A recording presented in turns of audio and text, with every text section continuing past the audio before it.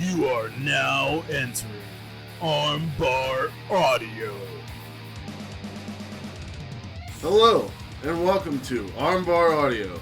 I'm your host, Tim Farley, and next to me is my trusted companion, John Curlins. What's up, folks? Today we are here to talk about New Japan Pro Wrestling's Dominion in Osaka Joe Hall. So let's dive right into it. Yes. The first match was Death Rider Jon Moxley, the new U.S. champion, going off against Young Lion Shota Umino. John, what did you think about this match? I think it was legitimately the fastest New Japan match I've ever seen. Yeah. John made quick work of him. Shota did started the match off with a suicide dive and a missile dropkick. Somewhere in there he got a bridging German in, but Moxley made quick work with him with the double underhook DDT. Afterwards, John helped him Shota to his feet and took him to the back and cut a promo saying that he wanted in the G1 and that Shota was going to be his new buddy. He needed someone to drive around with and someone to help him in the gym and everything. So it seems like this is a new teacher-student pairing, which is hilarious. I love it. Yeah, I thought that was cool. The next match, I'm curious to know what Red Shoes thinks about it. About Moxley hanging out with his kid. Right. Well, it's better than Bullet Club, right? Yeah, that's true. I'm actually surprised that we're not seeing Moxley be recruited into the Switchblade era. I think he's more of a lone wolf. Yeah, definitely. You know, but I figure they'd at least try. Right. Maybe they still will. I mean, he's only been there for 2 shows. Well, I think it would be a good storyline, him refusing to join Bullet Club. I don't want him to leave after the G1, but I have a feeling he will, because once AEW starts its weekly programming, he'll be featured very prominently. Yeah, I don't think guys will be in any other promotions. No, but the next match was Shingo's graduation from the junior heavyweight division, as he took on legendary Satoshi Kojima. This was filled with a lot of lariats and shoulder blocks and forearm smashes. At one point, they were on the apron, and Shingo gave Kojima a Death Valley driver, but not to be outdone, Kojima hit him with a DDT on the apron. Kojima kicked out of the Made in Japan, but ultimately got hit with a pumping bomber and a Last of the Dragon for Shingo to win his first heavyweight bout. And afterwards, Shingo announces that he too wants in the G1. Yeah, this show was full of people throwing down the gauntlet, so to speak, and saying that they want in the G1. The G1, which is starting in July? July 6th in Dallas, Texas. Yes. In Dallas, Texas, Sid. In Dallas, Texas. This is the first time the G1 starts in USA. I wanted to talk a little bit about Shingo here. Yeah, go ahead. Is this... Will he be the first man in history to compete in the Best Super Juniors and G1 in the same year? Because if so, that's incredible. And history-making. I'm not sure. But if that was the case, I think they would have mentioned it. Yeah. Maybe, and I think if it is the case, they might mention it if it becomes official that he's in. Right. Because I don't remember it ever happening, but I've only been watching New Japan since 2016. Right. We're not New Japan connoisseurs. Yeah. Sorry, Antonio Inoki. Anyway. Well, it wasn't as widely available to us until recent years. Right. So next we had Yoshihashi and Jushin Thunder Liger versus Minoru Suzuki and Zack Sabre Jr. This was a good tag match with the sadist Suzuki going after Liger and Zack targeting Yoshihashi's arm throughout.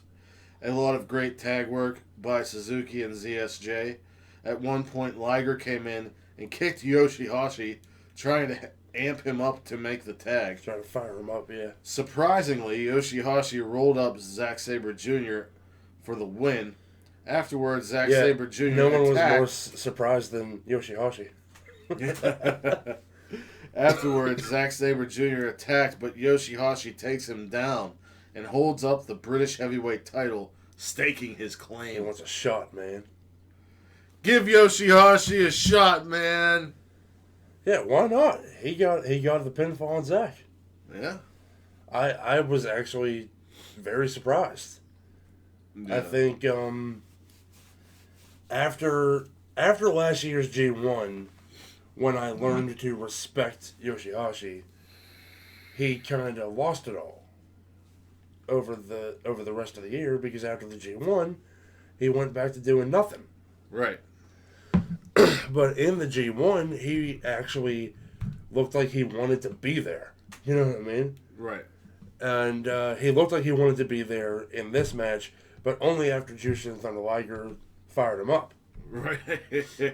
Yeah, he took a lot of the brunt of the attack. Yeah.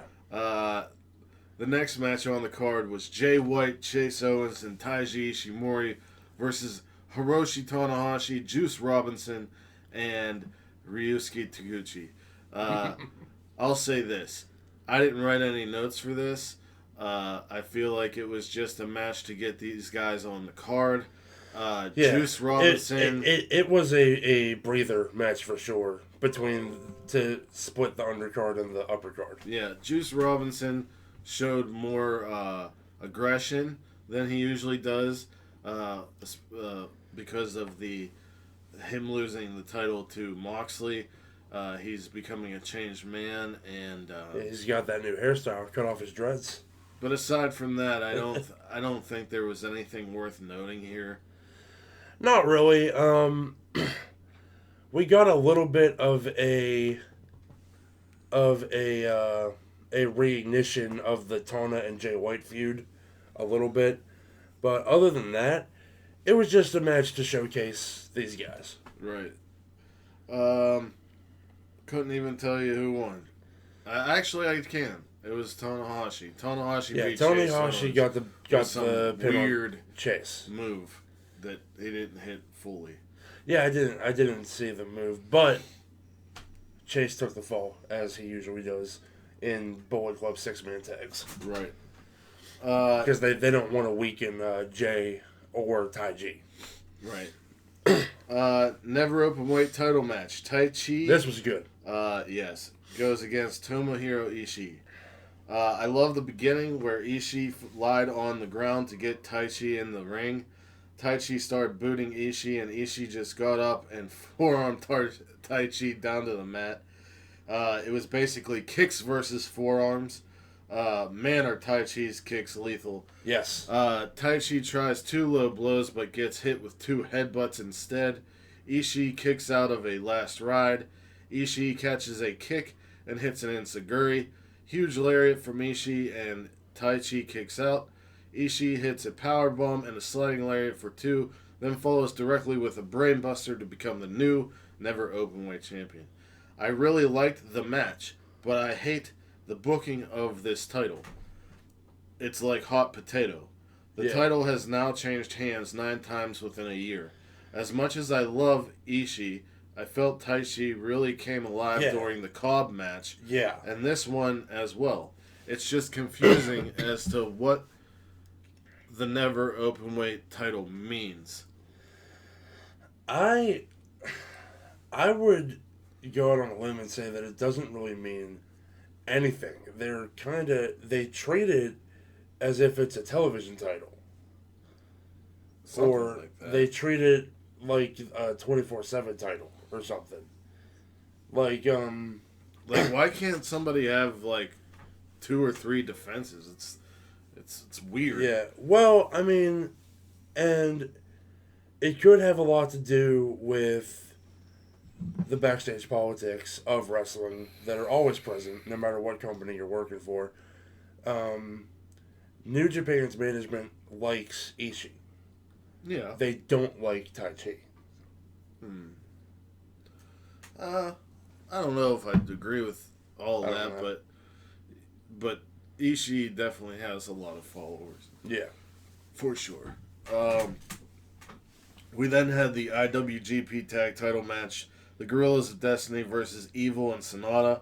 I thought this was a great tag team match. Yeah, this was some hard-hitting shit. Very fast and back-and-forth action. At one point, Evil had Tama Tonga and a Scorpion Deathlock, and Sonata had Loa and a Skull End.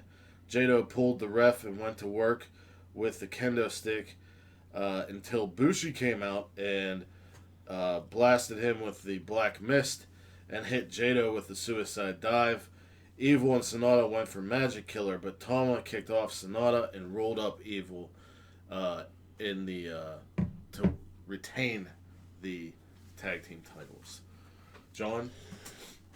This was fantastic, and it was, and it seemed like the story going into this, or at least what I picked up from listening to Kevin Kelly and Don Callis on commentary, was that Bushi was not supportive of Evil and Sonata, but then when he came out, because when he came out, Kevin Kelly said, "Oh, he turns out he had the back of his partners the whole time."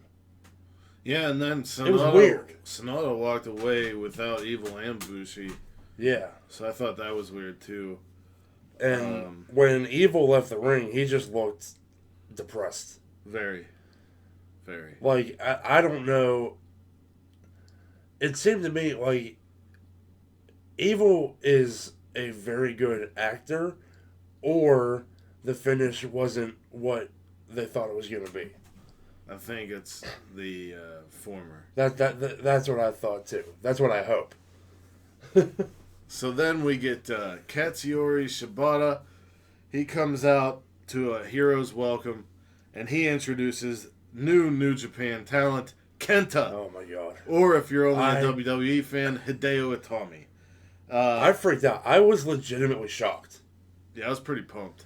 Because he had left WWE a while ago, and I kind of forgot that he had left because he wasn't anywhere else. Yeah, I thought he'd go right back to Noah, but he didn't. Yeah. So it was like, where is he? And Kenta says he wants in the G1. This G1 is shaping up to be killer. Yes, I agree. Oh, I can't wait. We're going to bring back the G1 report weeklies, especially with guys like Moxley and Shingo and Kenta in it this year. I hope Jeff Cobb, Suzuki, and Brody King are in there too. Yes. And I hope to God Moxley is in the same block as Suzuki. Mm-hmm. Because I want to see them wrestle. Yes. We had possibly the match of the night. IWGP Junior title match. Dragon Lee putting on his title against the winner of the Best of the Super Juniors, Will Ospreay. Ospreay misses a Sasuke special. Dragon Lee blasts him with a knee and sets Ospreay on the rail, then suicide dives and sends both over the announce table. Ospreay with a huge corkscrew moonsault off the top to the outside. A Bloody Sunday from Ospreay for 2. Dragon Lee reverses a Stormbreaker into a DDT, holds on, and Ospreay counters a Brainbuster attempt into a Stun Dog Millionaire. Dragon Lee went for the over-the-rope Rana, but Ospreay landed on his feet. An apron powerbomb and a shooting star press gives Ospreay a 2 count. Ospreay goes for the Os Cutter, but Lee knees him right in the back. Ospreay gets caught in a Tree of Woe, but on the outside. And Dragon Lee hits the double stomp to the apron, landing on the outside. Ospreay goes for a Liger Bomb, but Lee turns it into a Destroyer and follows with a running knee for 2. Ospreay flips out of a Des Ducadora and hits 2 hook kicks and a hidden blade. Top rope Os Cutter and a Stormbreaker crowns Will Ospreay as new junior heavyweight champion. Dragon Lee put the title on Ospreay in a show of respect and friendship. Will Ospreay is every part Omega and AJ Styles. To Yes. me. This year is Ospreay's for the taking. After the match, Ospreay wants Robbie Eagles at Southern Showdown in Melbourne, as Robbie Eagles defeated him in the Best of Super Juniors. Gave him one of his only 2 losses. The other loss being to Robbie Eagles' Bullet Club. El Phantasmo. Bullet Club. What am I trying to say? To Robbie Eagles' fellow Bullet Club member, El Phantasmo. Yeah.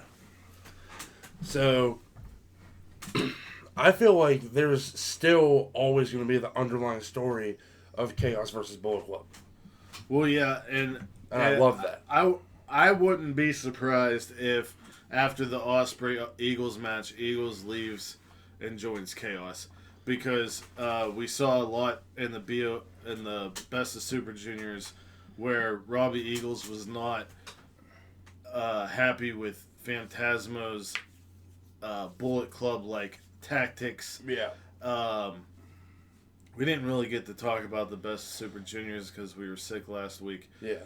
But one of us still is. yeah, the tournament was fantastic. At the end of this podcast, I'm going to give you a list of recommendations. You gotta at least watch the final. I may have missed you talk about it. Did you talk about Dragon Lee's suicide dive to Ospreay when he was on the other side of the fence? Yeah. That was He set him up nuts. on the rail, Yeah. and they went over the announce table into Milano Collection 18. There were a lot of dangerous spots in the 3 main event matches. Yes. A lot. And Ospreay is, I feel he already is, but if other people don't agree, he's going to be New Japan's next huge Gaijin star, like an AJ Styles, like a Kenny Omega. Right. He's going to be the next huge non-Japanese star. Yeah, and whenever he won the Best of Super Juniors, he said that he's moving to Japan. Yeah. Yeah, I think that he's just on fire right now. I mean, he's always been great. It's just like... He's had 2 Match of the Year candidates within a week of each other. And almost every one of his matches in the Best of Super Junior is a recommendation. So, it's ridiculous how good Will Ospreay is right now. We then had the IWGP Intercontinental title match, Kota Ibushi versus Tetsuya Naito. Yes. This was a war of whose head and neck could take the most punishment. Yeah. I feel like before each of these men go out for a match together, there's a conversation in the back, and it's like, hey, do you mind if I try to end your career tonight? Yeah, sure, as long as I can try to end yours, because, my God, it's just, for the faint of heart and the squeamish, it's just ridiculous. Yeah. At one point, Naito German suplexed Ibushi off the apron, and Ibushi hit his head off the edge of the apron, which was absolutely sickening. Naito followed it up with a Poison Rana off the top for 2. Ibushi blocked a Destino and hit a Cradle Tombstone. Kota missed a Bombaye, and Naito hit a Destino, but Ibushi kicked out. Naito goes for another Destino, but Ibushi hits a GTS, then a last ride for 2. Naito counters a Kamagoye into a jumping DDT.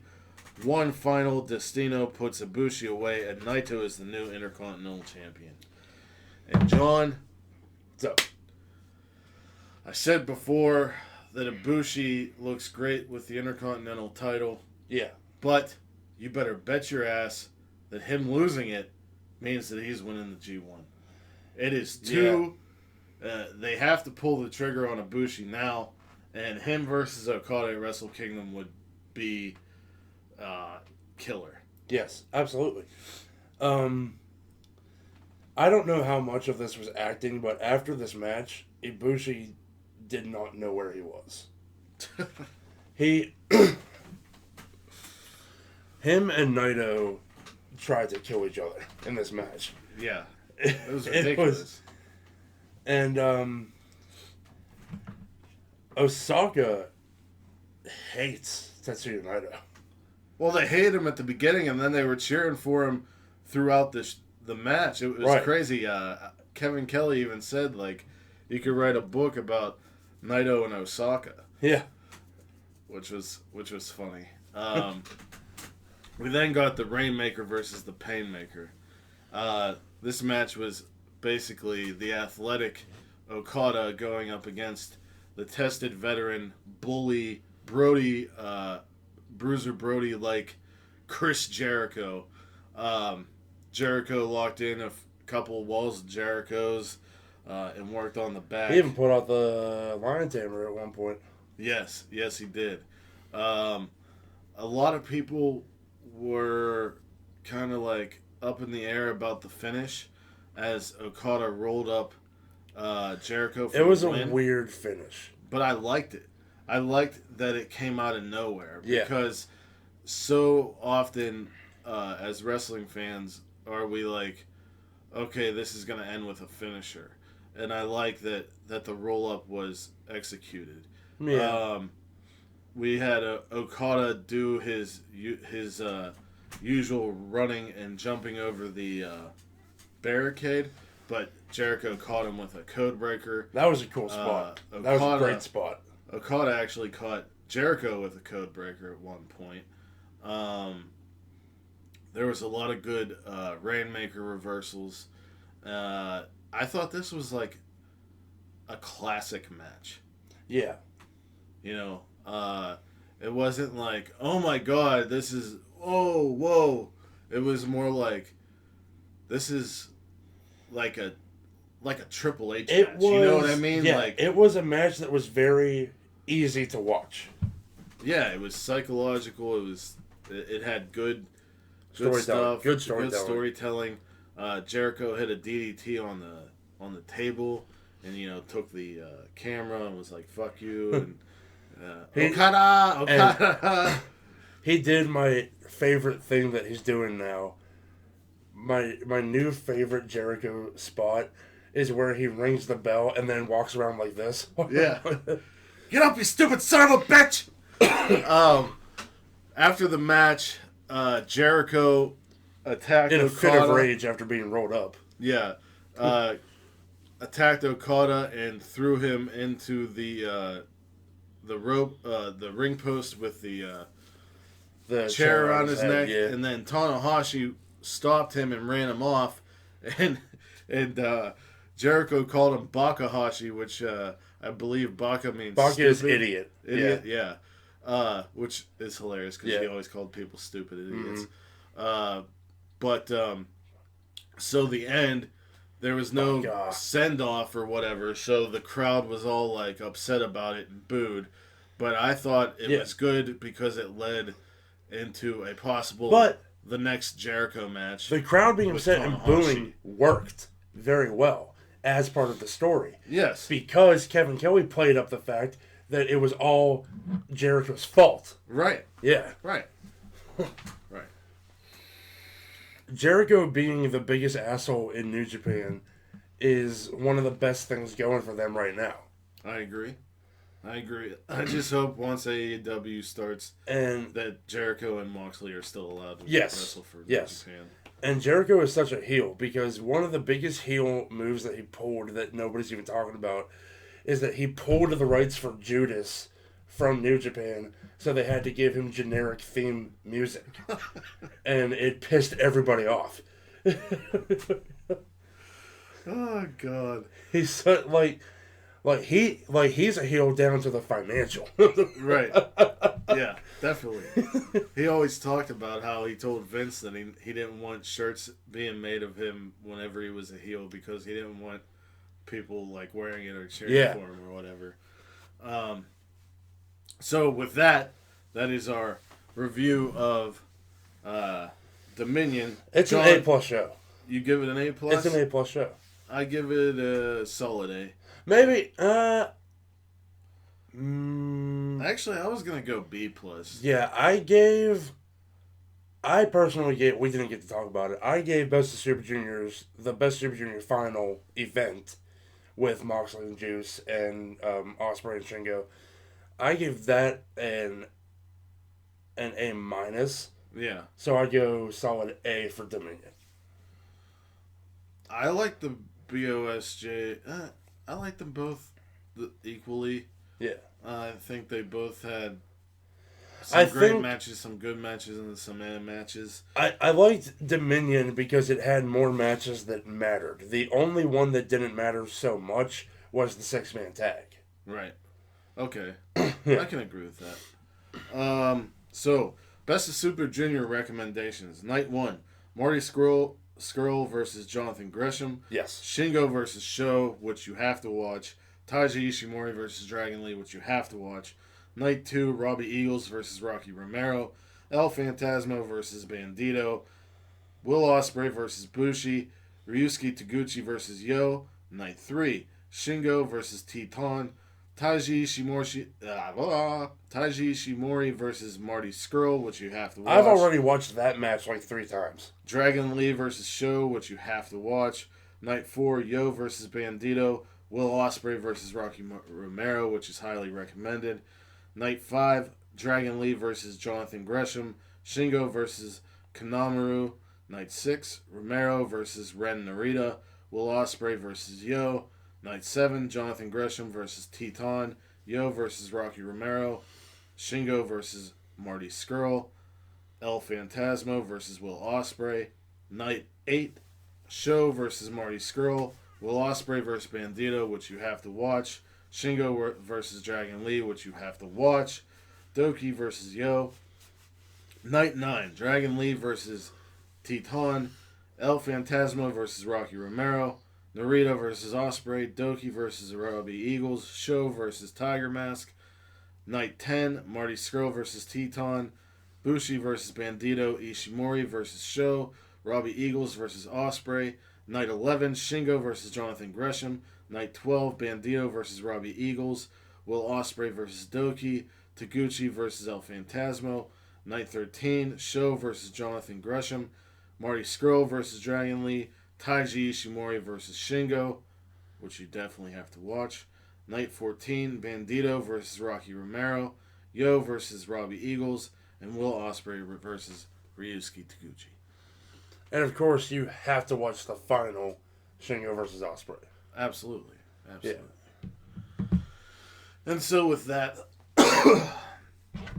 the next time you will see us is next week. But July 1st, we will be covering Fyter Fest, hopefully. July 7th, we will be covering Slammiversary. Yeah. July 13th, we'll be covering Fight for the Fallen.